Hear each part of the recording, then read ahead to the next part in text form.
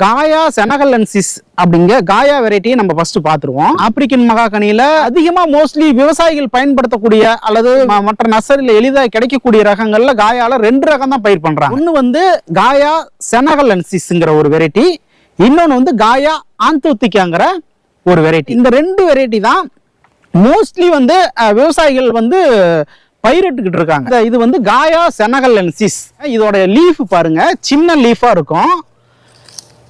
இந்த லீஃபை வந்து நல்லா நோட் பண்ணிங்க. இது வந்து காயா செனகலென்சிஸ். இதோட மேல அந்த தளவு பாத்தீங்கன்னா இந்த மாதிரி லைட் பிங்க் கலர்ல இருக்கும். இது வந்து இது நீங்க அடையாளமா பாத்துக்கலாம். இது வந்து பார்த்தோம்னா எந்தெந்த இடத்துல வளரும், இதுக்கு வந்து நல்ல ஒரு கொஞ்சம் ஓரளவுக்கு தண்ணி வசதியும் நல்ல மண் ஆழமும் உள்ள இடங்கள்ல நல்லா சிறப்பா வளரும். மண் ஆழம் இருக்கிறது ரொம்ப முக்கியம், சரிங்களா? இந்த காயாவை பொறுத்த வரைக்கும் பொதுவாக மகாகனின்னு எடுத்துக்கிட்டீங்கனாலே உங்களுக்கு தண்ணியும் மண்ணும் நல்லா இருந்துச்சுன்னா அதோட growth நல்லா இருக்கும். நட்டு பாருங்க, ஒரு வருஷம் தான் இருக்கும்.